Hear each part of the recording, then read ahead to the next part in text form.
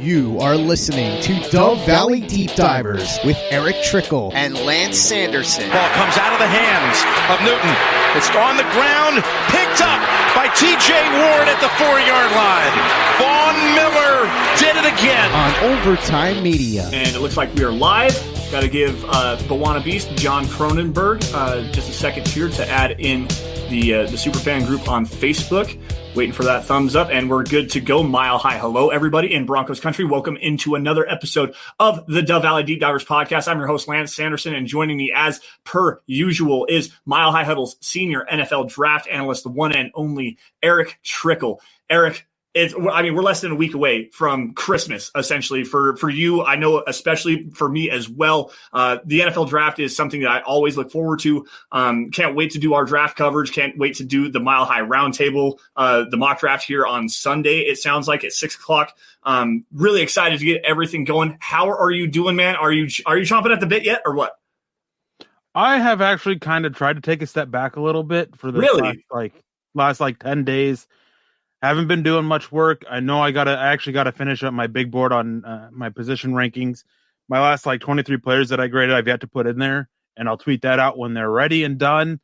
Make what little bit adjustments I need to make for different things, and good to go. But yeah, just trying to relax a little bit.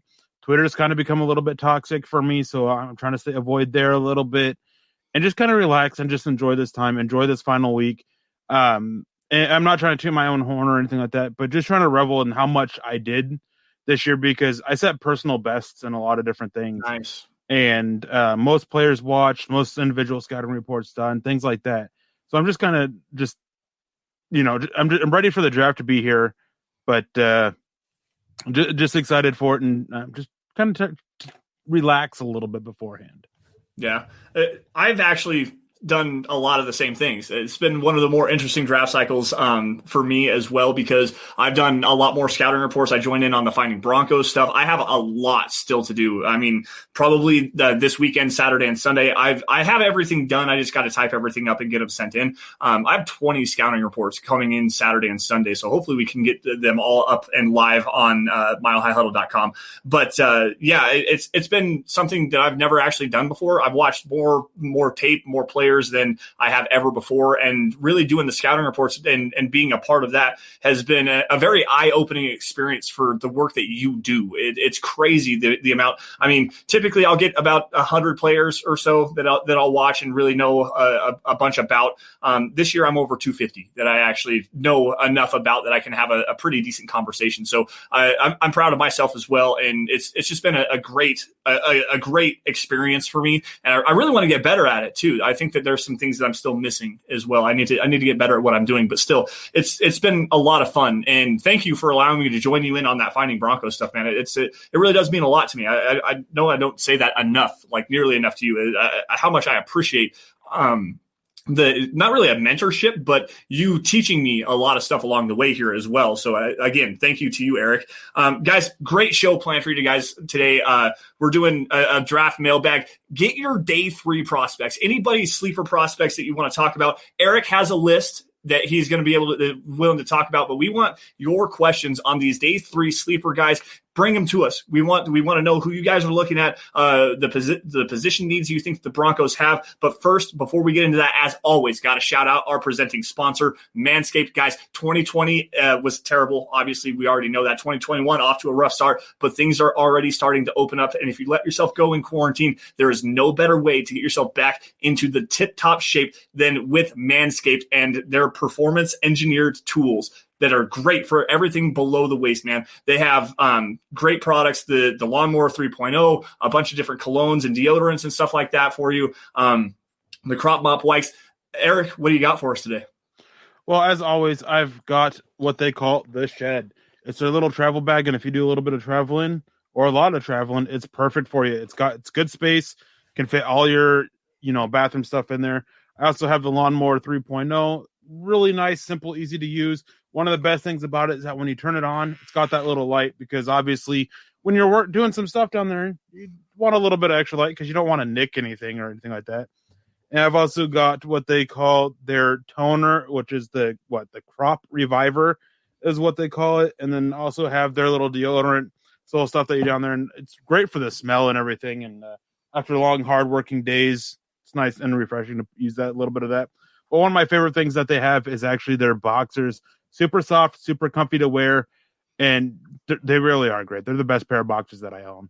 Yeah, man, I wear them all the time. I have that performance package as well with the shed and everything like that. I have the Shears 2.0, which is the fingernail clipping kit. I don't have any of that with me right now. The crop mops, they're great too for cleaning up down there, making sure that you're nice and fresh, pH balanced and whatnot to make sure you don't chafe. They're just everything that they have there is literally precision engineered for everything below the waist and your grooming and stuff like that. Now, guys, the easiest way to get your hands on some of this stuff, go to manscaped.com, use the promo code HUDDLE.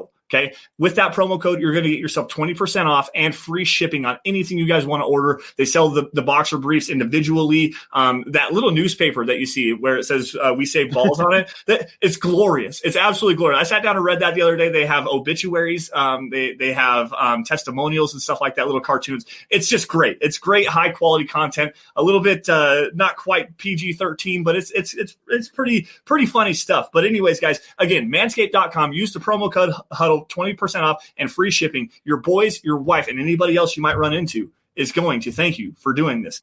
Eric, I'm going to spin this over to you really fast because, again, like I said, draft day for Eric is like Christmas. But really, when it comes to day 3, this is where Eric does his best work. And I usually do a lot more preparation. I haven't done a whole lot today for this show because I want Eric to be the one that is able to shine on this. Eric, regardless of fit for the Broncos, I mean, yeah, I know we're going to talk about some Broncos players here and stuff like that. I want you to give me just a couple of names and drop some scouting reports for everybody on some of your favorite day 3 prospects this year. Well, I'll start off by dropping 3 wide receivers. All of them I also really like for the Broncos because of what they can bring to it. There's a guy out of UNC who's not getting as much of attention as his teammate, Diami Brown, but Daz Newsome is good in his own right. He's a guy who he can excel on 9 routes, on these go routes, and he just does so well. And he does really well against zone coverages, which is something that Denver's going to be facing a lot this next year. And zone coverage is becoming more and more the thing in the NFL. I really like what he can bring to them, and especially with them looking at trading Deshaun Hamilton. Daz Newsome is the guy. I mean, he's got a little bit of work to do on his routes. His hands are pretty solid, and he's not just a go route guy, but the rest of what he is, the routes are going to be a little bit sloppy. He's got good speed. And there was a guy out of Auburn a few years ago that he ended up drafted by the New York Giants while Pat Shurmur was the head coach there, and Darius Slayton. Mm-hmm. And Daz Newsome, there's a lot of similarities there to Darius Slayton. Then there's also a guy out of Arizona State. I've talked about him on the podcast before a little bit, Frank Darby. Big fan of what he brings. He's not this guy who's going to be a big, deep threat, but he is a possession receiver that he's going to get open. He's going to make the catch. He's not going to do major damage after the catch, but he's reliable. He's consistent. His routes are reliable and consistent, and he's just going to be a solid player for a team, I think, in the NFL. Then there's Josh Palmer. And you want to talk about a guy who can challenge deep. Josh Palmer out of Tennessee. He's a guy, he has that speed. He made one of the top corners in this draft, Patrick Surtain, look completely silly in the game against Alabama, between Tennessee and Alabama. Made him look silly multiple times, had 2 touchdowns, I think, with Patrick Surtain as the primary coverage guy. I can't remember exactly how many. I know there was at least 1. And again, he's another guy. Adding these deep threat playmakers is something that Denver could really use because KJ Hamler, he can bring that, but he can do more than that you kind of need to be able to utilize him to his max. And being able to keep the defense guessing instead of sending one guy consistently deep is going to help out your offense. So I like them adding Daz Newsome or Josh Palmer especially. But Frank Darby, I mean, having somebody that's reliable and consistent, especially after to replace Deshaun Hamilton, who was the farthest thing from reliable and consistent. Right. Like, I'm down for it. No, I'm totally there with you. And I've pounded the table for a while now that the Broncos have a sneaky kind of a need with the wide receiver position. I mean, Tim Patrick, obviously you talked about Deshaun Hamilton. Those guys are probably in their last years in Denver. I don't necessarily anticipate the Broncos bringing Tim Patrick back, unfortunately, because the way that he's developed his route running and his ability to separate and just be as reliable. I mean, he had 0 drops on 70 targets, I think it was last year. So it just the reliability you have with him, the fact that he's a big kind of an X receiver that you can use on the boundary, and just throw him the ball up and he's going to be able to go get it. So to be able to replace that, Josh Palmer's another really good one. A guy that I like out of Wake Forest is Sage Sarot, another big bodied X receiver. And I know Eric doesn't like him, and Eric's going to gasp at me, and Eric's like, this guy on Sage Sarot again, I swear to God. No. He's not the best athlete, not the best route runner. There's some upside there, though. I think that he can refine that technique just a little bit and become a separator. I view him in the same kind of an eye as a Tim Patrick, with a little bit bigger catch radius. I think his ability to go and get the deep ball and jump at the high point and take the ball down and that my ball mentality that he has, I really like that. He's just not a very good route runner, and he doesn't create a whole bunch of separation. So he really has to rely on that physicality at the catch point.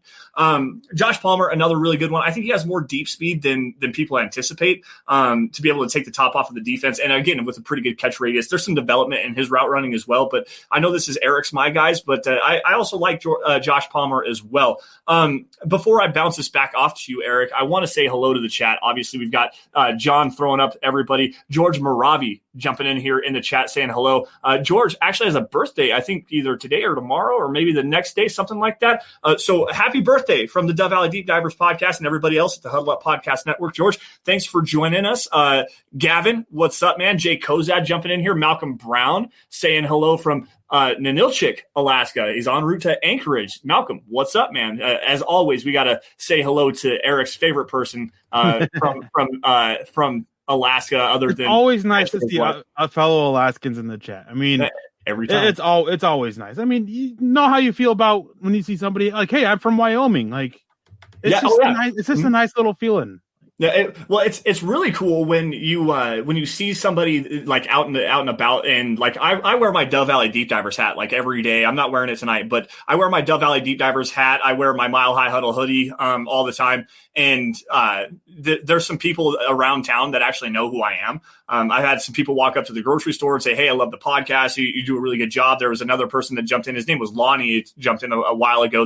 That met me and my son at the grocery store. I was all masked up, and so was Jason. It was just really cool to be able to see some people that recognize who I am and who we are and what we do here on the Dove Valley Deep Divers podcast. So that was pretty cool. Dave Glassman on Facebook. What's up, dude? How we doing? Peter Middleton jumping in here from Turkey. It's 3 o'clock in the morning or 4 o'clock in the morning, something like that. Peter, thanks for joining us as always, man. It's so cool. The Broncos country, as Chad likes to say all the time, is not a geographical location. It's a state of being. And Peter is an exemplary, but what's the word? Exemplifies that. That's the word I'm looking for, to a T. So thanks, Peter, for joining us. There was another quick question, and actually, there's one comment real quick that I want to grab. Okay, go ahead. Because let me go back and find it, because I just gotta say, man, Ernie, you don't need to be giving my full name out, man. Oh, he tagged you. He tagged you on Facebook. That's what that is. Ernie is one of the biggest supporters of all of the shows. He's on the super fan group on Facebook. So he tagged you. That's how that actually came across, I'm guessing. Gavin jumping in here with one of the best profile pictures. Eric, who is your barber? Me and my wife. Every 6 months, the hair goes. Yeah, we were just talking about that prior to coming on live. By the way, guys, hopefully we'll get that mopped. Hey, you need to use that Manscaped stuff. Muhammad jumping in here with a super sticker. What's up, Mo? How's it going, man? Appreciate you for joining the show as always. And thank you for the super sticker. You are the king of the super sticker, and I'm getting that hashtag trending. By the way, I want to really bad. All right, there's a good question here, and I wanted to grab this from Peter Middleton.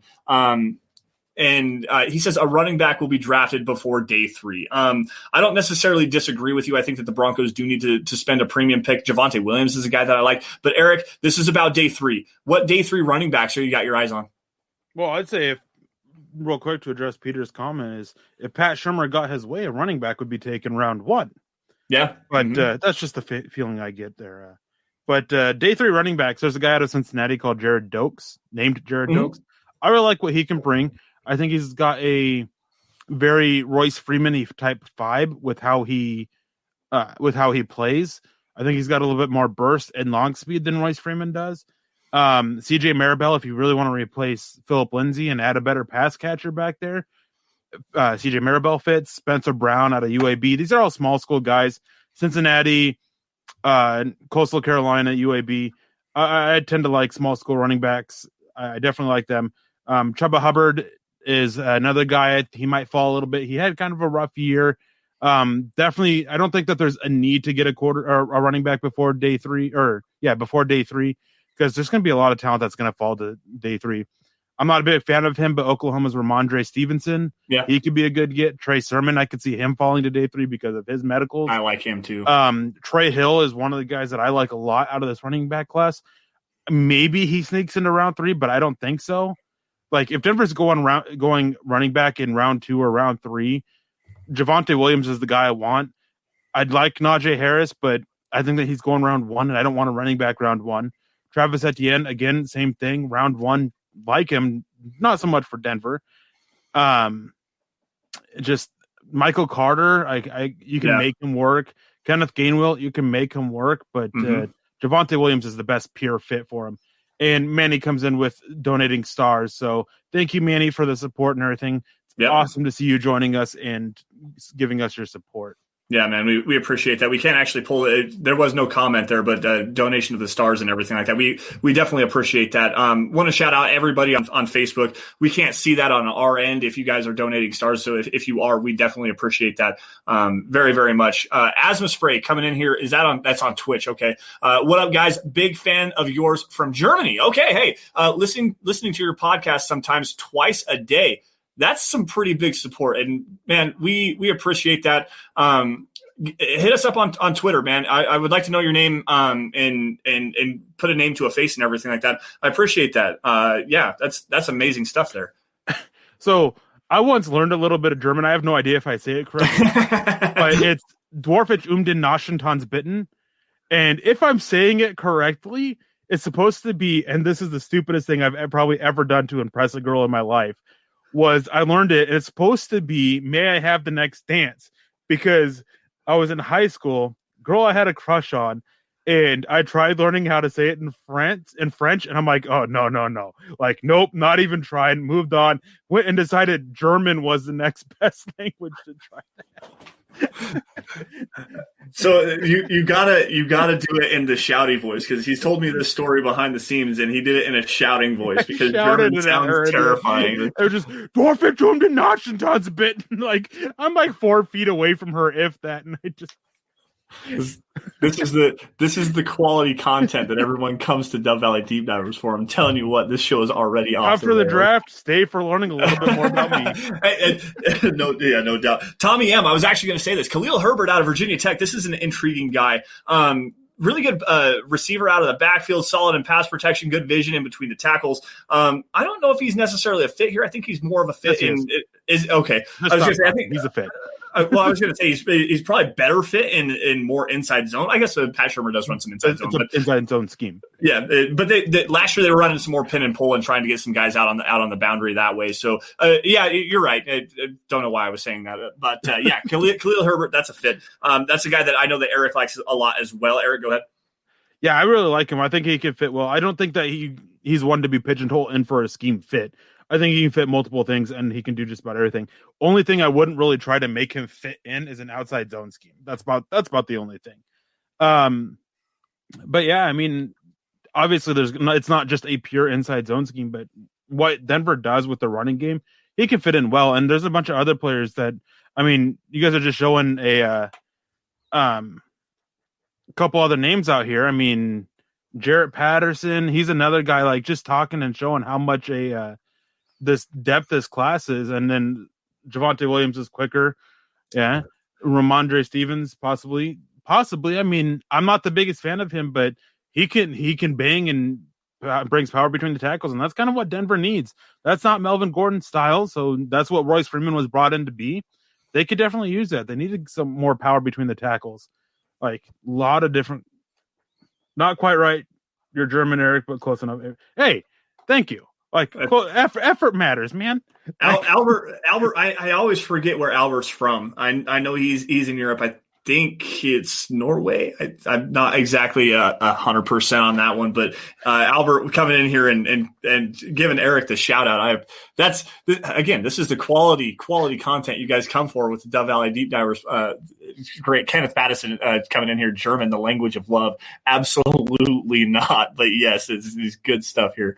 A lot of guys in the chat tonight announcing where they're from. We got the Netherlands. Albert jumping in here from the Netherlands.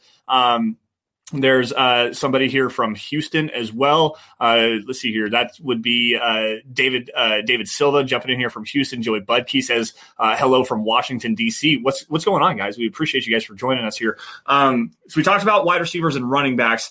Let's talk about there was a question here earlier about, and I'll get back to John here in just a second. There was a question earlier that I saw about the Broncos and what they would do if they don't get a quarterback at 9 with the player that you want to that you would see the Broncos go in that direction. Since we're talking day 3 here, Eric, give you some day 3 quarterbacks. And I want to start off here really quick with a guy that I really like. I think he could probably jump into day 2. Jamie Newman from Wake Forest / Georgia, really at Wake Forest. There's a lot of upside to him. The footwork isn't quite right yet. And the arm talent isn't the best in the world, but he displays a lot of really good touch and anticipation. He throws with anticipation better than probably anybody in this draft other than Trevor Lawrence.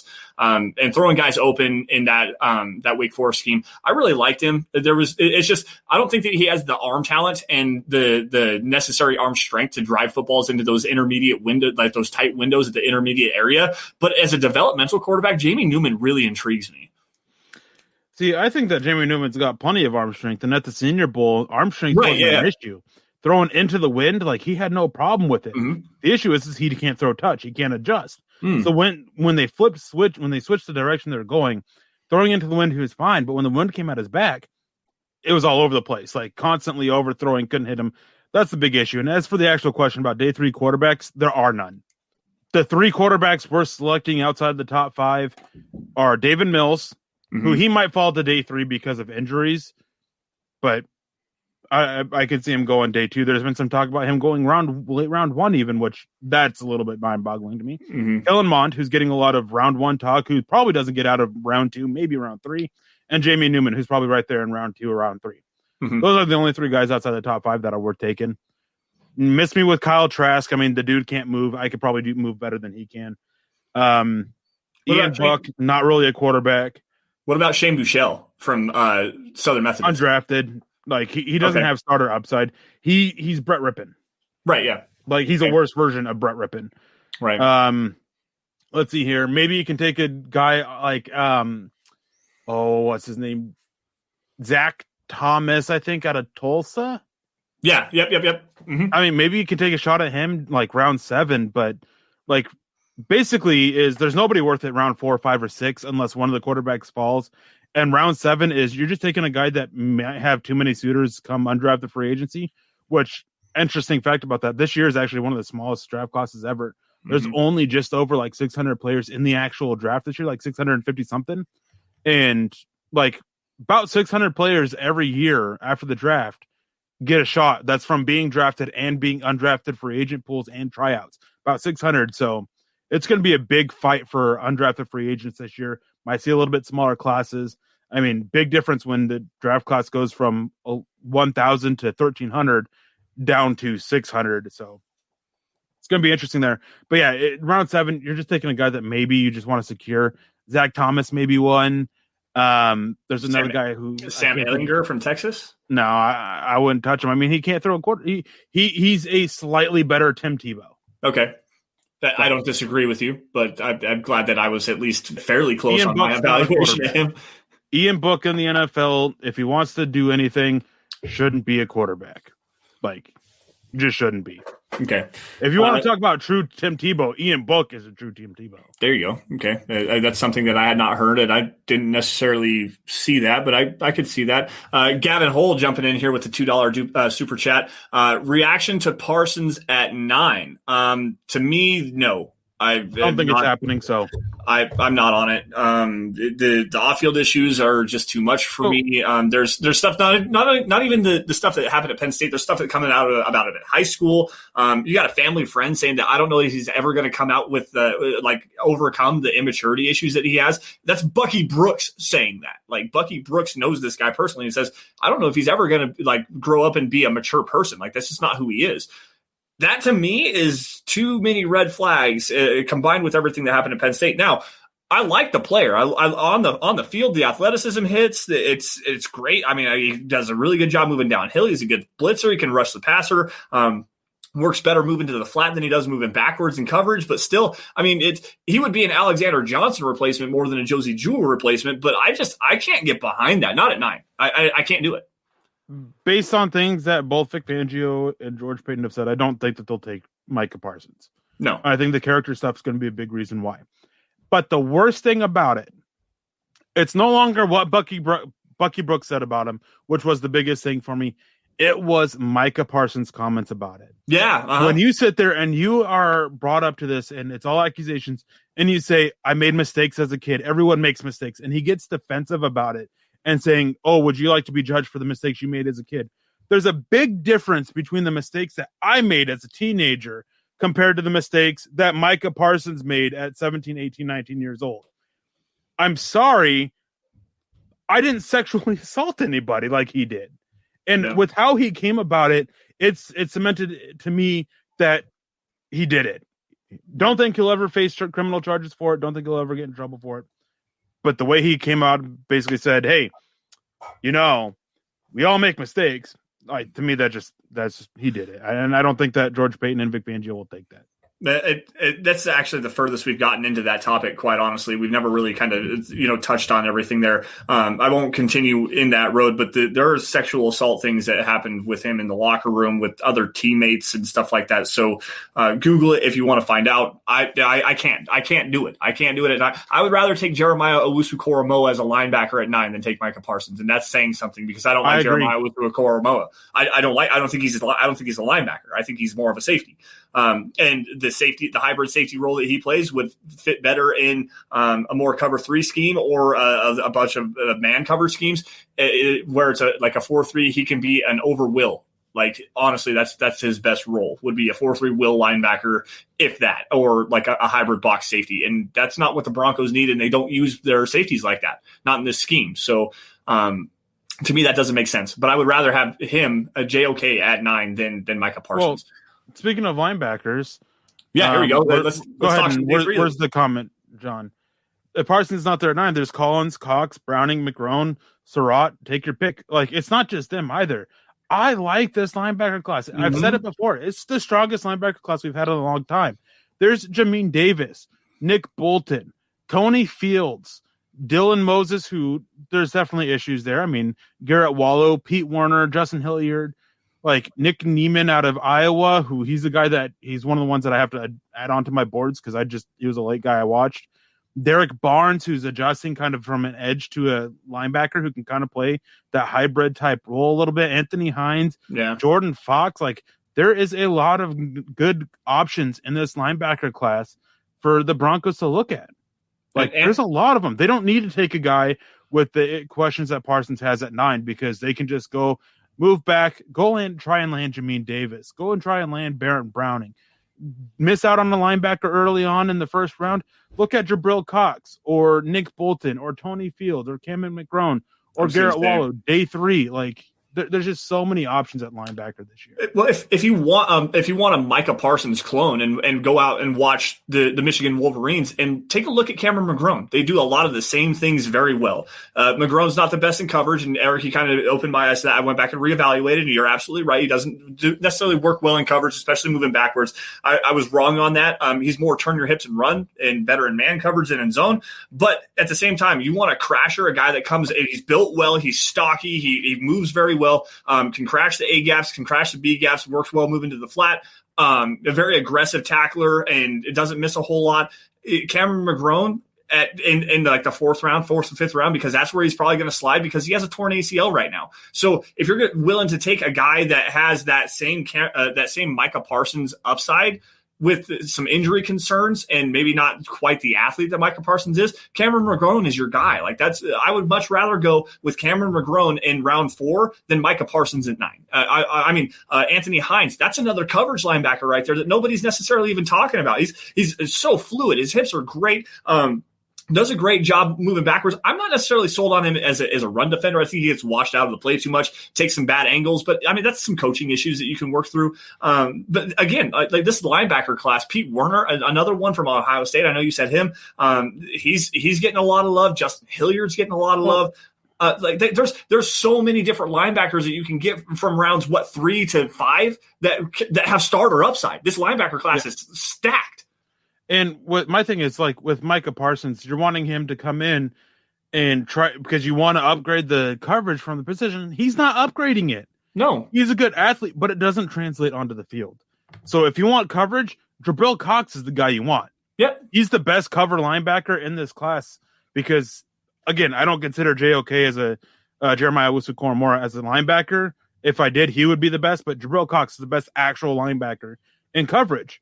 Anthony Heinz is a really good one. He's not a good against the run. He's just light. Garrett Wallow, he's really good in coverage. He's a former safety. He's has some issues showing up against the run. If you want to improve your coverage ability from the linebacker position, you don't take the athlete who has the issues in coverage. He's a good run defender, and nothing against Micah Parsons for that. But all he is he's a slightly better version of Alexander Johnson. Yeah, no, I totally agree with you. And this is something that we talked about with Devin Bush when he was coming out of Michigan a couple of years ago when the Broncos traded out a number 10 overall. And I was like, oh, you got to go get Devin Bush. He's this great coverage linebacker. No, he's a great athlete. And great athleticism doesn't project to being a great coverage linebacker. In fact, Devin Bush gave up more receiving touchdowns to tight ends than Noah Fant received in their rookie seasons. Like, he was absolutely terrible in coverage, especially in the red zone. Like, you got to really understand that just because you're an athlete doesn't mean it's gonna translate. Like you have to be able to flip your hips. You have to be able to turn and run. You have to be able to understand what your assignment is and be able to be responsibility sound. Like that. There's so much more that goes into coverage than just being a good athlete. So I'm not about it. I'm not about Parsons. I would rather go in a completely different direction. Tommy M jumping in here, throwing a. I wanted to get this before we moved on real quick. Sorry, Parsons isn't the best linebacker in the class. He's not. He's the best athlete in the class. Well, at linebacker in the class, but he's not the best linebacker. I honestly, and after going back and watching some Jamin Davis and the way that he moves, his fluidity, his ability to drop back into coverage, his a little bit smaller, but still at the same time built well. The play strength, his ability to diagnose what's going on in front of him. Jamin Davis might actually be the best linebacker in this class, like as a true linebacker, because I don't think that Micah Parsons is really a true linebacker in that like a 3-down linebacker. Because I think on 3rd down, you're using them as a blitzer or as potentially as an edge rusher. He's not an actual 3-down coverage linebacker. So Jamin Davis there, Baron Browning maybe as well. I'm not a Nick Bolton guy. T-Rex arms is not a good thing there, and he's not a coverage linebacker. He's a downhill A-gap run stuffer. It's just not good in coverage there either. Want to grab this again. Tommy M jumping in here with the $5 super. Thanks for that. We appreciate you. I've got another one here that I'm going to grab. John, do you have that? Richard Summers jumping in here with the $5 super as well. I don't understand how you can justify a high pick on a box linebacker when most passing plays are designed to make them wrong. Average is good enough at linebacker. And I mean, we were just kind of breaking this down. And I don't disagree with you. I really don't. Eric, what do you think? I don't disagree either. I don't think the average is good enough at linebacker. So I agree with that statement, but at the same time, I don't agree. Denver's biggest weakness has been the coverage play from their linebacker class, so they definitely need to get better at coverage, and being average there isn't good enough. Not with the tight ends that they have in the division. So the rest of it, I agree 100%, but that's the only thing is like, it's not really good enough. It can be, but they just have too much talent at tight end. And then David Glassman says, but is he the perfect Fangio linebacker? No. Because he doesn't bring the coverage play, doesn't bring the coverage ability. And one of the biggest things, with linebackers coverage, diving into the scheme a little bit real quick, is that the coverage of the Broncos defense really lives or dies by the play of the linebackers and the safeties more than the corners. It's why for years Vic Fangio has gotten by with lesser talent at corner.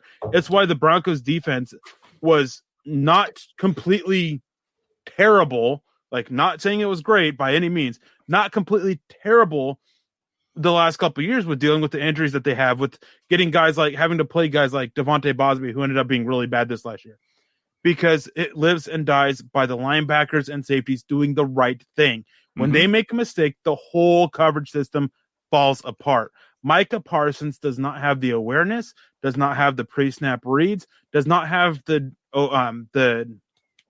landscapes down for his drops in coverage to be that perfect fit for Fangio with the coverage aspect of it in mind.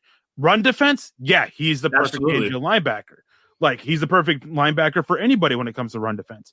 But it is so much mental for the coverage aspect that I don't think that Parsons has it down. And it's not that I don't think he can pick it up. I think it's going to be 3 or 4 years before he picks it up enough to really be great at it. Right. And this is just coming from the fact that he played edge. And I think he would be much better as an edge in the NFL than he would be off ball for this reason. Right. Albert Knopper's jumping in here, and I think he's got the right kind of an idea, just missing the mark a little bit. We need a linebacker with the talents like a Leighton Vander Esch, who's a Dallas Cowboy right now. And while I don't disagree with you, I think he's better in man coverage than he is in zone coverage because, again, that's another guy that doesn't have the necessary hip fluidity, and I don't think he hits his landmarks as well. He's more of a man coverage linebacker, which, I mean, you can work with that if you can coach him up and get him to hit those landmarks and get him to drop a little bit better in his back pedal. But at the same time, I understand where you're coming from, and you're not very far off on that mark. Albert, that's a high quality comment there. Something that I wanted to kind of elaborate on here, because you said something about Vic Fangio's defense and the linebackers and the safeties, and we're going to run into the safeties here in just a second. The key creators of the turnovers for Vic Fangio oftentimes are not the cornerbacks as far as like interceptions go. They're really not. Kyle Fuller had that great year a couple years ago, and I'm really excited to see him in this Vic Fangio scheme. But go back through the history of Vic Fangio and look at what his safeties do as far as creating turnovers. I mean, Justin Simmons led the team last year with 5 interceptions. Go back to when he was with the San Francisco 49ers. He had Deshaun Goldson, a safety that had 10 interceptions. Eddie Jackson had 2 massive years creating interceptions. I think he was among the lead leaders, 7, 8, 9 interceptions, something like that, 2 years in a row. The cornerbacks, yeah, they like to play in that scheme because the responsibility isn't on them and they can click and close and drive on the football and take the ball away. But it's not the cornerbacks that are really being the key turnover creators in a Vic Fangio defense. I mean, Bob Sanders, when Vic Fangio was in Indianapolis there for a while, Bob Sanders thrived in that scheme because of the way that he is driving down on the football and coming to make those big hits. He had a lot of turnovers in that scheme as well. So it's not necessarily the cornerbacks. You want to have some safeties. Now, the Broncos, as of right now, have a massive hole in their safety depth. And, I mean, we already know how I feel about Richie Grant. Jamar Johnson, a guy out of Illinois, is a guy that Indiana, is a guy that Erick really likes on day 2. This safety class has me drooling, guys. Now, Erick, I want you to give me the 3 or 4 different options of the safety class this year on day 3, since we are talking day 3 here. Well, I know somebody's commented a lot asking about Paris Ford. I would take a shot at him day 3. Yeah. Like, this is a guy who I like his tape. Yes, he had a terrible pro day. I would still look at his tape, look at how good he did. I still think he fits with what the Broncos want to do.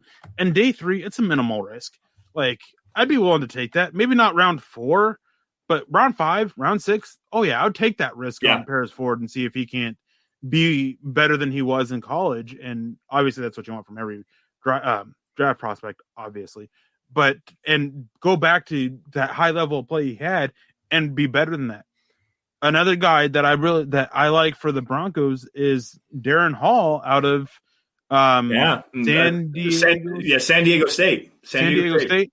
Yeah, he's a guy who, if you want to try and replace Kareem Jackson, he could be in that. I don't think he will. I question if he has that kind of starter upside, but there's definitely good play ability there for him to be this cover 2 safety that can drop down and play in the nickel and be a number 3 safety. I think that he's more of a Will Parks replacement than Kareem Jackson. And then there's Sean Davis out of Florida, who I was really low on at first. He's one of the guys that I've got to move up my board because I went back and watched him after having a conversation with the scout I know. And this dude, like, he could be a single high. He can be a cover 2. He's just so good in coverage, so smooth, super athletic, very fluid. And he's not afraid to come down and hit as a safety. Like, I really end up liking him. He's not in my top 10, but like, he's a guy round 4. If he's there, oh yeah, I'm taking him in a heartbeat.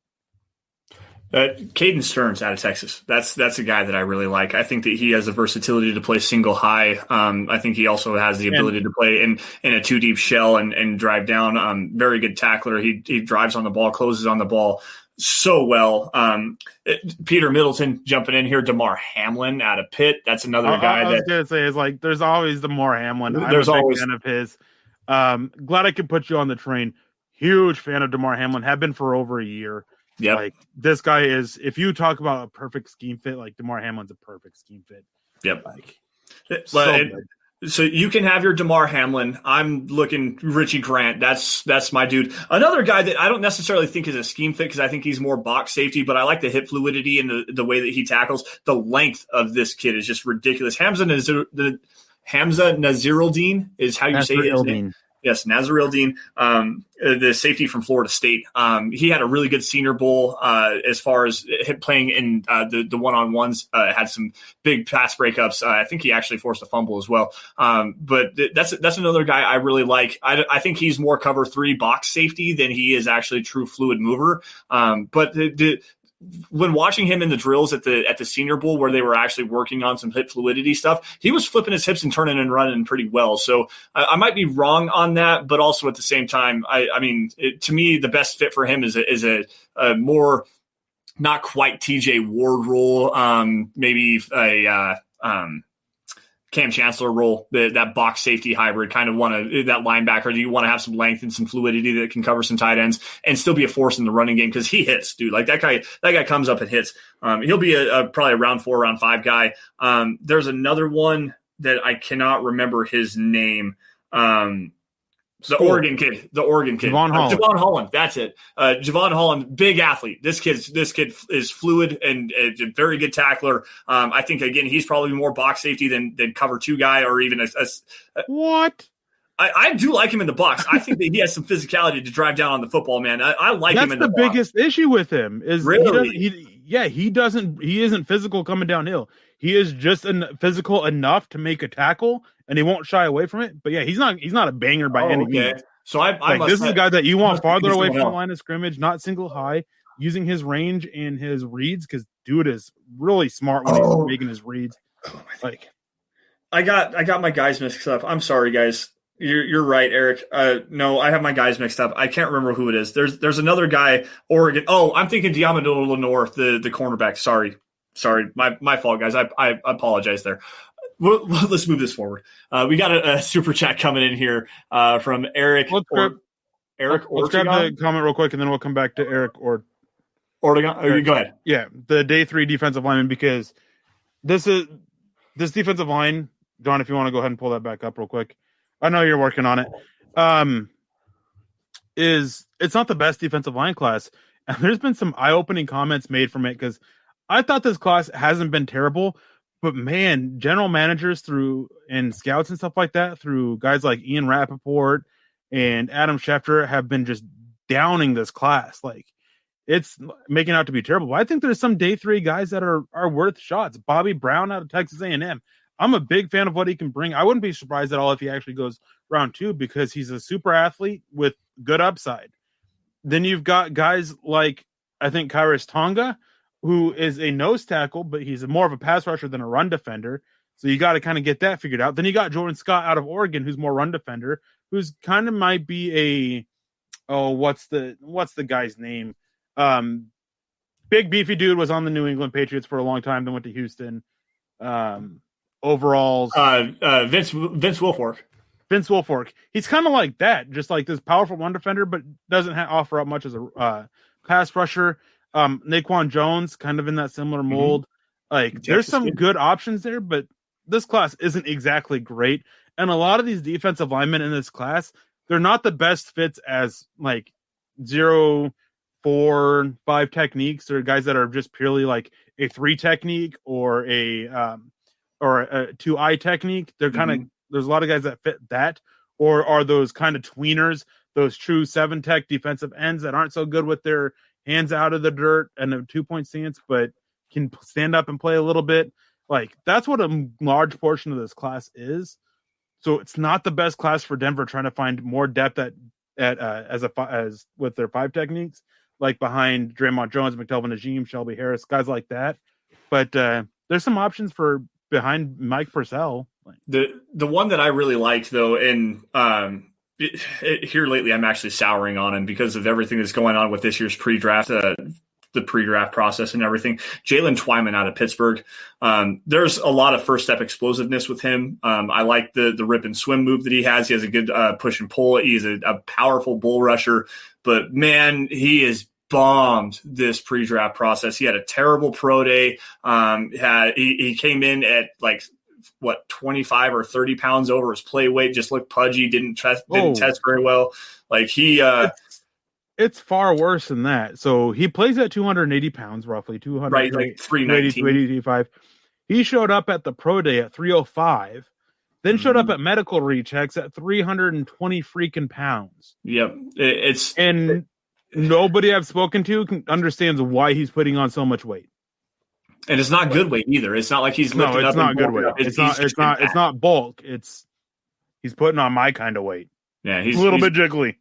He's eaten way too many Twinkies here lately. If you can follow my drift here, but no, if you can harness that in and tap into that untapped potential, and he opted out of this last year, so that actually makes everything worse because it doesn't look like he was working out. It doesn't look like he was working to keep himself in shape. Like all of the technical stuff that he had issues with back at Pittsburgh.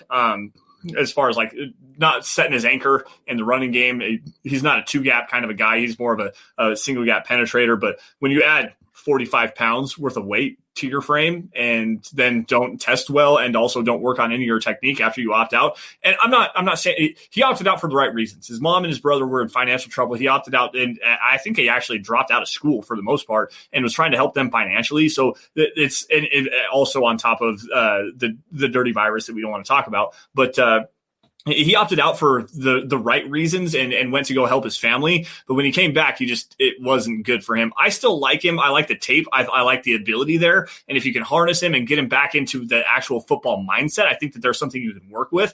But I wrote a scouting report on him before I knew all of this information, and I called him probably a late round 3 prospect. He might go undrafted now, but that's another guy that I really like. I do. I think that there's some talent to work with there. Let's see here. What do we got? Erick Ortegon, I think is how you pronounce that. If I butchered your name, I apologize. Jumping in here with a super chat. Fellas, Chaz Sarot to me has some great upside, but is he too light? I love his game. Jameen Davis first, but I'd be equally excited for Chaz Sarot out of North Carolina. Erick, break him down for us. Well, he's a former quarterback that decided to make the switch, and man, it worked out. I mean, he took to linebacker very well, and it's starting to show up. Still a lot of technical aspects that need to be cleaned up. My big concern is that he just wasn't very fluid, wasn't very quick in coverage, and these are things that you got to be. And he's got the smarts, but it's kind of the opposite of Micah Parsons. Micah Parsons has the athleticism, but doesn't have the smarts. Chaz Sarot has the smarts, but not quite the athleticism you're looking for. I like him. I like the upside that he brings. I think that you can make him work, but I question how much of an upgrade in coverage you're really getting. It's just a different scheme. I think I would like him a little bit more, but with this one, it's just a little bit rough. I don't even know if 4-3 Sam is the right, or 4-3 Will is the right role. 4-3 Sam is. I think 4-3 Sam would be probably where you can use that athleticism and rush the passer just a little bit. But that's the thing is it looked great at North Carolina, but it also at the same time it didn't. Like you could see that he's at least a decent athlete, but he's also not that great. He's not a fluid athlete. He tested pretty bad at the North Carolina Pro Day. The landmarks, when he drops into coverage, he hits his landmarks and he processes the game as a quarterback would. I mean, he's got all the awareness, but that lower athleticism for him, I think his 3-cone was bad. He ran like a 4.7, 840. Like that's really slow for a coverage linebacker. If you're going to put him into a Vic Fangio scheme, he would be like Josie Jewell, essentially. Like if that's what you want, a Josie Jewell replacement, you're going to get Josie Jewell right back with Chaz Sarot. So I like him. I really do. I think that there's some upside to work with, especially because he does have that awareness and that IQ to diagnose what's going on. But the lack of athleticism really is kind of a turnoff to me. Mark Knapp jumping in here on Facebook, throwing some stars. It looks like we appreciate that, Mark. Thanks for joining the show. Come on, Eric. Puka Williams all day. Grab him around 6 or 7, and he can return kicks. I have an issue with a running back that weighs like 99 pounds. Like he's just super light, super small. Like just kind of a little bit hesitant with that. Like I think he's a good player for college. I just don't know about for the NFL. Yeah. That's another thing. Eric and I were talking the other day about Chatarius Atwell, Louisville wide receiver, and 5'5", 150 is not very good. And he has Trendon Holiday. Yeah, he is Trendon Holiday all over again. There's ball security issues with him. He is a punt returner pretty much at the next level, and that's pretty much it. Everyone's like, he's so explosive. I'm twice his weight. Yeah, he weighs like 150 pounds. Like, quite honestly, he's 5'9", 150 pounds. That's me. I'm 8 inches taller and twice his weight. He's tiny. He's a tiny, tiny guy with explosive potential, but still those explosive numbers that he had at his pro day don't match exactly what's going on with the tape. I think that there's a niche role for him, but the people that are saying that he could go in the 2nd or 3rd round, they're crazy. I wouldn't touch him necessarily in the 5th round. I mean, if you're looking for a special teamer that can come in and be a kick returner or a punt returner, yeah, 7th round maybe. I mean, that size scares the holy hell out of me, guys, and I'm not about it. Peter jumping in here with a really good question here for Eric. Interior offensive lineman category here. Is there a new Natani Moody in this draft? A high upside player that has some injury concerns on the interior offensive line, or let's just go in general. A high upside player that was highly projected that has some injury concerns that is going to fall. Maybe Trey Smith. Okay, I mean, he's got some issues with the heart, so depending on how medical checks went with that, he may fall. That's that interior offensive lineman from Tennessee, right? Yep. Okay. Played some tackle for them as well. Yeah. Outside of him, no one really screams out to me as a possibility. Yeah, he's the only one who might fall, and it really depends on how the medical checks came back. No idea with him. I mean, the heart is it's a very iffy thing, and he's the only one that I could think of. I talked about him earlier. Cameron Mcgrone, the linebacker from Michigan, that torn ACL. There's some high end upside there. He's going to fall because he suffered that torn ACL in November. Other positions too? Yeah, anybody. Any position. Sorry. I took that a little bit further because it is more specific to the interior offensive line. But give me some injury concern guys that are going to fall. Talanoa Hufanga, the safety out of USC, he's one to keep an eye on. I guess Terrace Marshall, the wide receiver at LSU, he's having some stuff pop up with his knee. There was a tackle, not Walker Little, but Walker Little might have some issues with it, stemming from a knee injury that he suffered at the start of the 2019 season, then opting out. But there's another tackle who I can't remember what it was, who I guess caught some red flags at the medical recheck. Wasn't that James Hudson? Didn't James Hudson catch some red flags, I thought? Not for medical, I don't think. I thought I saw something about James Hudson having some, and I could be completely wrong here. I could be wrong as well. I just don't remember him. Remember it for him. Let's see here. I'm just kind of looking over my board real quick, just kind of taking a look.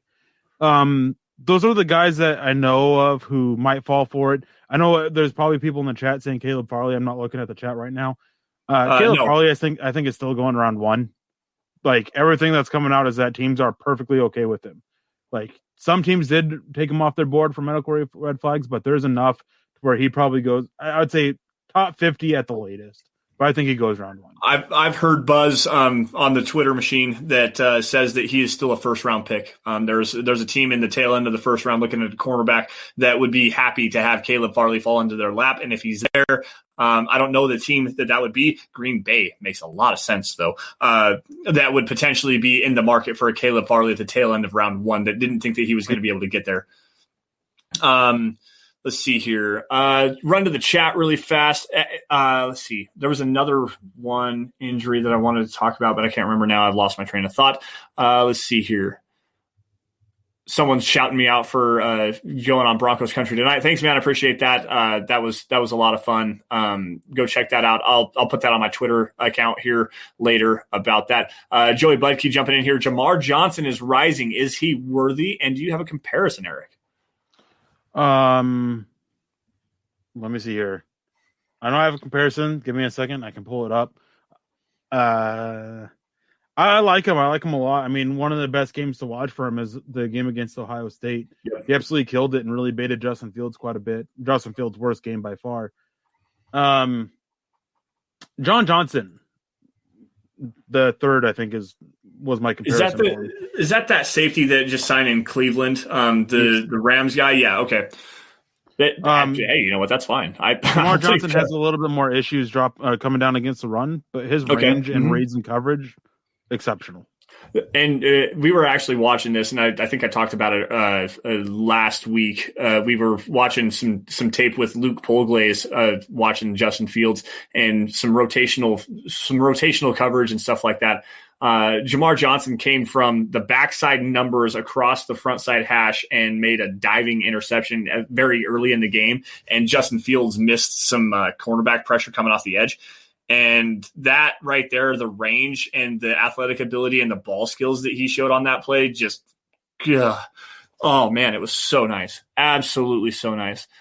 Let's see if I can't grab another couple ones here. If not, I mean, we might be able to put this guy to bed for today. Let's see here. Eric jumping back in here. I got go ahead. Sorry. Dante Hall was like 5'8", 5'9", and played about 190. He was thick. He was for his size, and that's the big thing. Is you can be small in height wise, but weight wise is where you got to be thick if you're small.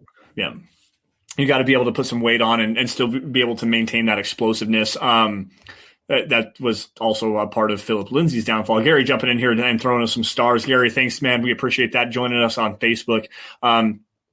Eric actually had Eric Ortegon had another question in here. He said, the fan is making fans think that if we don't get Parsons, you are passing on a once-in-a-lifetime linebacker. So the fans will hate the first-round pick just like Fant. 104.3 the fan, or 108.9 the hater, 107.10 the stand, whatever you want to call them. They're wrong in that, and I listen to those guys a lot, and they're wrong in their evaluation of Micah Parsons. And if you're talking about it, like if there's any once in a lifetime player in this class, it's Kyle Pitts. Like even over Trevor Lawrence. Like Trevor Lawrence is great, and I think he's a great quarterback. The generational term that they're throwing around with him. I think they use that too much, especially with the quarterback position. Kyle Pitts, though, that is a once-in-a-lifetime unicorn freak athlete at the tight end position, and he's a Hall of Famer. That guy is going to be a Hall of Fame player. He really is a generational talent because, I mean, the last tight end that we can even have close to a conversation being at his level of play is Vernon Davis. Yep. Before that, Tony Gonzalez. Yep. Talking about his prospects, like that's generational. Talking about a linebacker, I mean, 3 years ago, Devin White was a generational talent, or Devin Bush was, depending on who you asked, which not taking shots at anybody, but somebody at 104.3 The Fan said that about them. Both of them in the same draft, they were generational talents. Luke Kuechly was another. Like, just, yeah. That generational talent gets thrown way too much. And to me, if you're talking about generational talent, it's a guy who literally you're not seeing a player of his caliber at that position in the last 10 years, and not a case of where you've seen one twice in a single year. Tell me the last generational wide receiver you've ever seen. And I can tell you the last one that I've seen, and that's Calvin Johnson. And that was Calvin Johnson 2005. Like that's a generational wide receiver. Yeah, there's high quality wide receivers that come out every single year. That right there is a generational talent, and that's the guy that, honestly, if you wanted to make the best comparison, Calvin Johnson, Kyle Pitts, there you go. That's that kind of a player that Kyle Pitts is going to be. Yeah. But I think the chat slowed down enough, guys. We've run through a lot of really good names. Gary Stars. Yeah, we got Gary Stars. I just shouted him out. Thank you again, Gary, for throwing those up there for us. We appreciate you for that. I don't think that there's anything else. This is actually something I've seen asked twice here. I'm not sure if it was from Snake as well on the first one. Tevin Jenkins, Eric, what do you think? If Denver trades down but they stay above the Raiders, I'm fine with it. Yeah, I don't. If he's there for the Raiders, I think he's the pick. I don't disagree with you on that one. I like Tevin Jenkins. No, so I had a scouting report about him. There was some length concerns, but he actually did come in at 33 and like 3/8 or something like that. So you can give or take a half an inch on the arm length there. The size is right. The footwork's right. I don't like him at tackle necessarily. I think he is pro ready at tackle. I think his best fit is a guard, an inside zone scheme. So he fits the Broncos well. The athleticism moving forward, driving as a run blocker, he might be the best run blocking offense. This sounds crazy to say. He might be the best run blocking, multi-positional, versatile offensive lineman in this class. And that's saying something because I really like Rashawn Slater. I really like Elijah Vera Tucker. But if you slide Tevin Jenkins into guard and have him go run block, he's going to be the top run blocking guard in this class. Like, quite honestly, he is that good. His footwork and pass protection, I think he gets his feet a little bit too close together. He can get off balance and he lunges a little bit at times, and he doesn't really handle speed off the edge very well. But when he gets his hands on you, he mirrors so well. He's got the fluid athleticism. He drops his butt down. He has some bubble butt to him, and it can drive. But it's just the speed aspect to me. And at the NFL level, I think he can be exploited there. So you move him back inside to guard, take away that length disadvantage that he has, and he's an all-pro. Like I really do like Tevin Jenkins a lot. Yeah, definitely. And Dylan, late round wide receivers. We actually started out the podcast with some. Yeah, go back and check that out later after the fact. Don't want to repeat some stuff here. Let's see here. Fields. Don Lovato just jumping in here. Fields would be nice. Fields is quarterback 1 to me. So Eric scoffs at it. And welcome to Hot Takes with Lance Sanderson. Hey, you know what? I put it out there on Broncos Country tonight, and I explained why. There's a lot of different reasons as to why. A big thing is the intermediate passing accuracy, the adjusted completion percentage for Justin Fields, 80.8, the highest of any quarterback in this class. The fact that they run a lot of option routes and make him push the ball down the field kind of assuages some concerns for me about his processing ability. I think that there's some untapped potential with him as far as an athlete goes, that you can really kind of turn him into a better passing Lamar Jackson, quite honestly. Like, he has enough athletic ability and the ability to use his legs and that dynamic athletic ability to become a quality dual threat quarterback. And actually, you got to use some RPOs, some screen passes, get the ball out of his hands quickly and stop making him read the field all the time. But at 19.09%, this is from Benjamin Solak at the Draft Network, Justin Fields got to his second read 19.09% of the time. That's the highest of any quarterback in this class, by the way. So he's processing the game and getting the ball back, getting the ball out of his hands to his second reads, diagnosing what's going on post snap. Those are all traits and skills that translate to the next level in a way that makes him just give that little bump. It's a little bump for me over Trevor Lawrence. Holden Adams coming in here before we get out of here. Will you guys be live during the draft? Sounds like yes. Sounds like we are going to be doing wall-to-wall coverage, commercial-free coverage here. And Nick will be doing a striptease if the Broncos don't take a running back round 1. Yes, he will. That's going to be glorious. I actually might take my shoes off and clap my feet if I think the Broncos are moving up. I think the Broncos are going up. I was going to ask. Right now, you have to place a bet. What is it that they're doing? I want details. Okay, not just saying. No, they're going to move up. Move up to where and for who? They're moving up to 6. The Chris Greer and George Payton have talked recently. That much has been admitted by George Payton himself. Whether George called him or Chris called George, it doesn't necessarily matter. They've spoken. They say that they haven't made any calls about moving up, but I think that that's what is pretty much going to happen. They're going to send a first and a third this year, probably a future third and a player. It wouldn't surprise me to see Tim Patrick on the move there, or maybe even. I don't necessarily think Dejon Hamilton moves the needle there, but they're looking for another receiver, and they can move back. They're going to get another receiver there, probably Devontae Smith from Alabama. I think they like him a lot. And the Broncos are going to move up and go get Justin Fields. And when that happens, I will remove my shoes and clap my feet. I will clap my feet on the live feed for everybody if that happens. I'm telling you, this is going to be great. That's my prediction. Real quick, I want to grab 2 comments here. BNS, the fact that he has epilepsy doesn't bother anybody crazy? No, because it hasn't been an issue. It hasn't been an issue for other players who've had it in the NFL. Like, it's not an issue. Like, hasn't popped up on the field. Don't need to be concerned about it. Like, there was one player who 1 year, a little bit after he retired, was in there talking about how he couldn't feel anything in one of his arms, and just like. Started like his rookie year, played like 10 years, couldn't feel anything. It wasn't an issue with his play, was a great player. He was an offensive lineman too. I can't remember who. I think it was with Seattle for a little while, then Minnesota. But yeah, talking about how he couldn't feel anything in his right arm. If it's not an issue, if it's not affecting their play, it's nothing to be concerned about. So, and then scooting back a little bit to grab the other comment, talking about generational talents. Kenneth Booker says Julio Jones is a borderline generational talent. I agree. Yeah. And the only reason why I won't label Julio Jones as a generational talent is because when he was entering the NFL, he had medical concerns. That's the only reason why I will not consider him a generational talent. Knee and back concerns, if I remember correctly. Yeah. But no, Julio Jones is another one. Kenneth, actually, a new staff member for Mile High Huddle, jumping in here as well. He's got another question here, and this one's going to be directed towards Eric.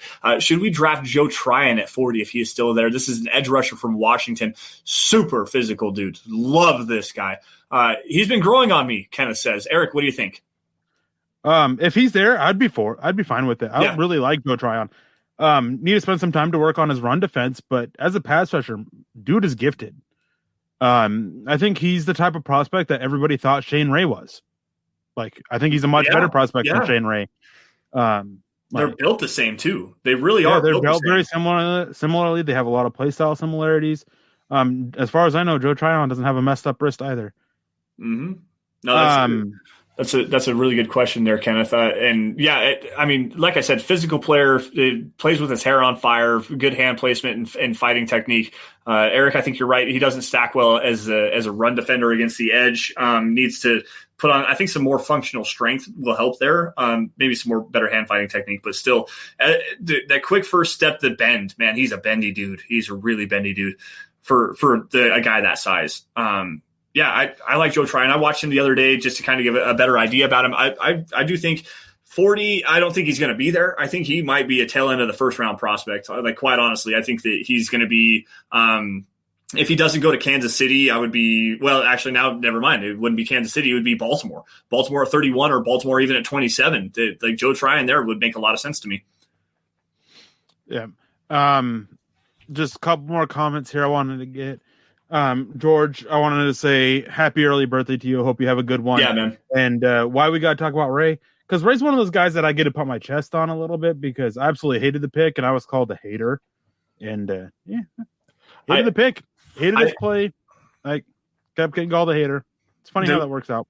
The one thing that I will say about Shane Ray is I did like the fact that Missouri would line him up inside at a 5-tech and rush a NASCAR package with him, and I thought that the Broncos could have utilized that a little bit better than they actually did.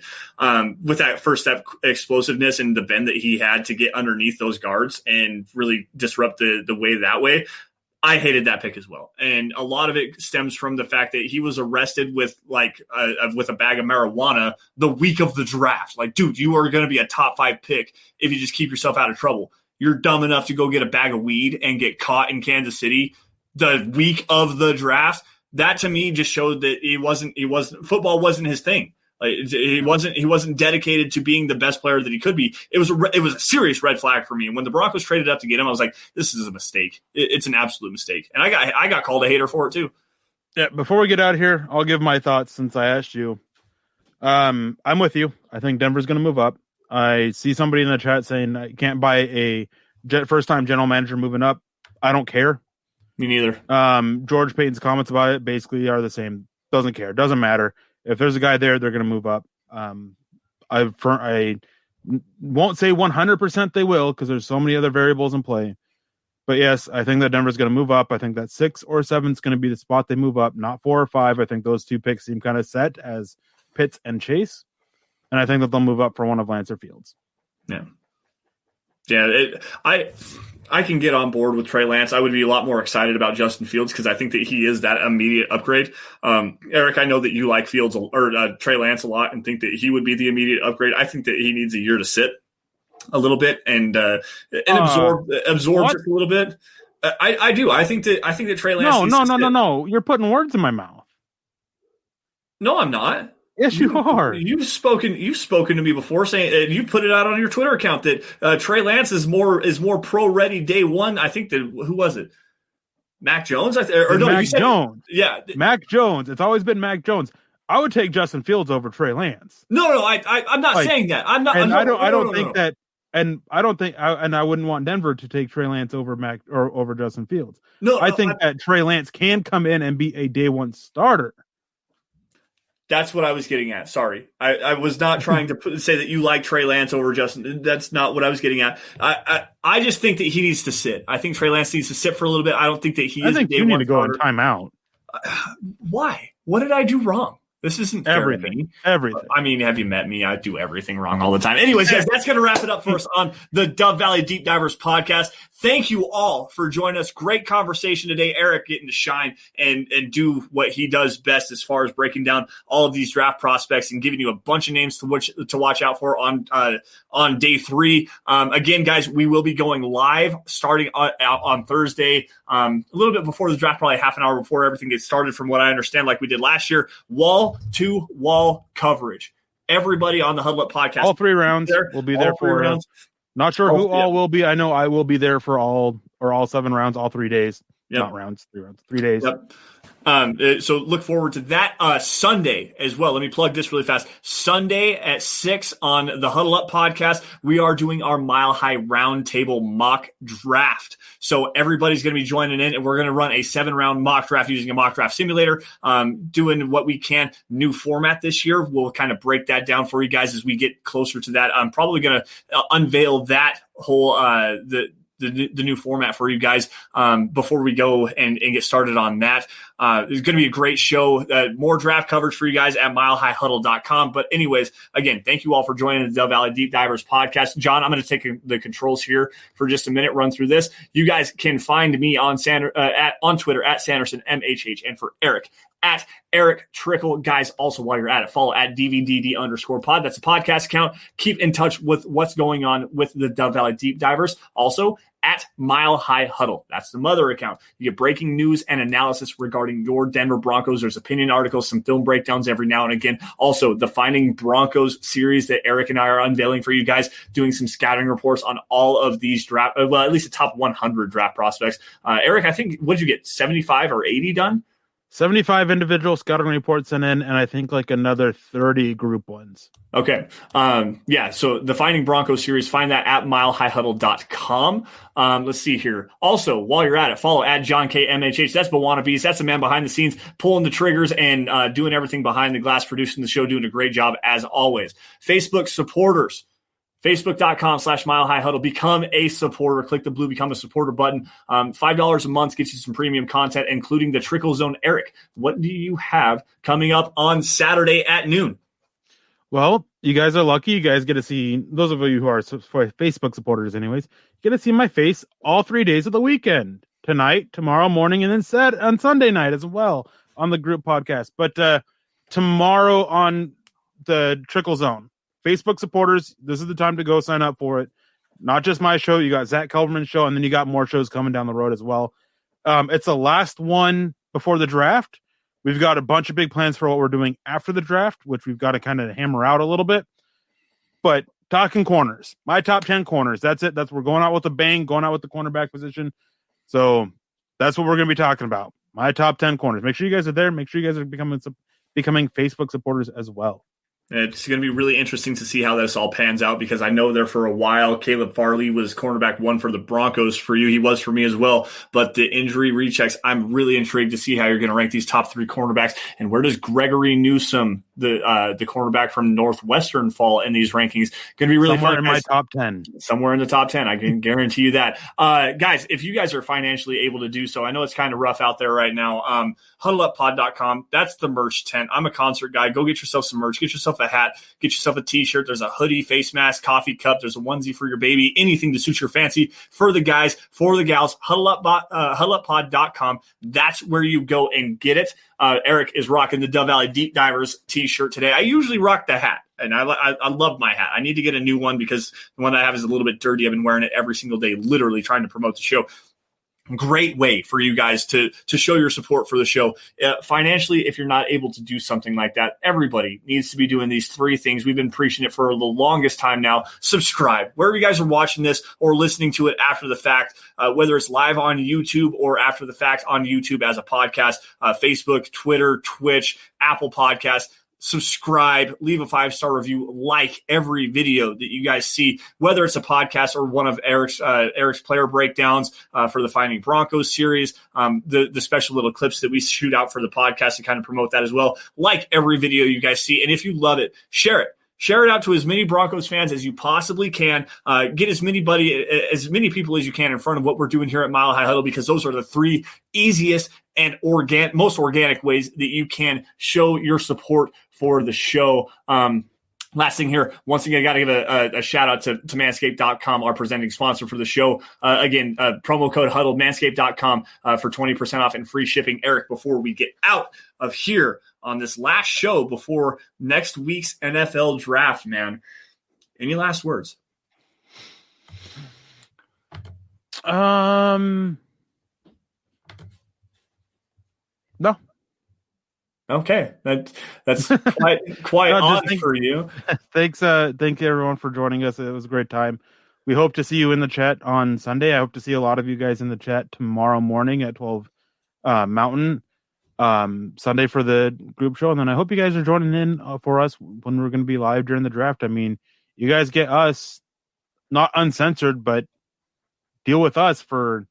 Last year was almost 18 hours of us live between the 3 days. Great. We didn't do commercial breaks. Like if we needed to do anything, as far as going to the bathroom, getting something to eat, we had free reign to jump in and out the entire time. And it was literally wall to wall. We went from 30 minutes prior to the draft, breaking down some stuff that Erick had been hearing, from some people that he'd been talking to, getting into the draft, and from the very first second until the very last pick of the NFL draft, and even for another half hour after that, we covered the entire thing wall to wall, no commercials, no. Well, as Erick said, it wasn't necessarily uncensored, but it was close enough. Damn it! Cannot wait to see you guys. We got a super chat coming in here from Richard Summers. Oh, sorry about that, John. You want to grab that? Richard jumping in here with another $5 super. Thank you. That's a new name to me, Richard. I'm glad to see you. I don't think I've seen him in Dove Valley Deep Divers before, man. I haven't seen you in Dove Valley Deep Divers. It's great to get another new face in here, and I appreciate you for joining us and dropping a donation. We really do appreciate that. Are there any good resources to learn schemes? I'm tired of being uneducated. This is actually something that I want to kind of talk about, because Sanderson's 52 AD after the draft is going to be coming in, doing some film breakdowns and stuff like that, where we will be talking about some schemes, talking about some route concepts and stuff like that as well. And hopefully I can get that off the ground here soon. Erick, what do you think here, though? Let's hear what you have to say. So one great resource is coaching seminars on YouTube. Yep. Just Google search them. You can find them. That's how I've learned a lot about drills and technical and teaching technique drills to defensive linemen, was watching, I believe, Larry Johnson, the defensive line coach for Ohio State. Books. There's a lot of good books out there. And if you have a Twitter, feel free to reach out to me on Twitter. I've got a pretty long list of books. And there's also a great resource. If you go to the Scouting Academy website, there should be a list, awaited somewhere on there to get a list of books that can offer a lot on there. And I mean, it's stuff from learning the basics of a 4-3 scheme, learning the basics of a 3-4, learning the basics of a 3-4 edge rush rush linebacker, learning the basics of inside zone, and then more advanced stuff. Like there's a lot of good resources out there for books and stuff like that, as well as coaching seminars. There's a lot. Yeah. Another one that I want to throw out there for Richard as well. Football. So Google, if you get the opportunity, Google Football 101 by Matt Bowen. It was a series that he had done on Bleacher Report. Matt Bowen is a former Buffalo Bills safety, and he did a really good job of using some play diagrams, live field looks and stuff like that, as far as breaking down coverage schemes, breaking down what it means to be in a 4-3 over, what it means to be in a 4-3 under, 3-4 hybrid, stuff like that, route concepts and everything. That is a really good resource for you. I learned a lot from reading all of that. It's kind of lengthy, and it's a multiple article series that you got to kind of dive into and make sure you have plenty of time, because if you really want to learn a lot of this stuff, that's the biggest thing, is find a good resource, and we've given you a handful of them, and then take the time to really sit down and read all of that stuff. And trust me, you're gonna learn a lot. One that a book series that I have is from Coach Cody Alexander. Did a really good job of building the hybrid defense, is one of his books. I can't remember the second one, Match but then the quarters third one is a good one, especially if you want to learn about Big Fangio's defense. I was about to get there. Quarters. Yep, I was about to get there. Match quarters, it's called. That is quite literally the same defensive philosophy that the Broncos run right now with Vic Fangio. I would start with the making of the modern hybrid defense, because it really gets into some of the terminology that you're going to get into with the match quarters book. And it's going to help you understand some of the terminology that he's talking about. So get that Cody Alexander series and start with that, especially if you want to learn defensive schemes. It's great resource for you. John, you had something else you just pulled up. You want to grab that really fast?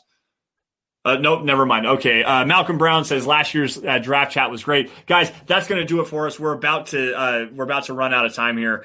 Thank you all once again for joining the Dove Valley Deep Divers podcast. You all stay safe. Take care. Have a great rest of your weekend. We'll see you guys on Sunday. On Sunday at 6 o'clock. I'll see some of you in the morning. I was going to say, Eric will see some of you guys, but the Dove Valley Deep Divers will be on Sunday at 6 o'clock on the Huddle Up podcast for the Mile High Huddle Roundtable mock draft that we do every single year. We'll see you guys then. Stay safe. Take care. Have a great weekend. And as always, before we sign off, go Broncos.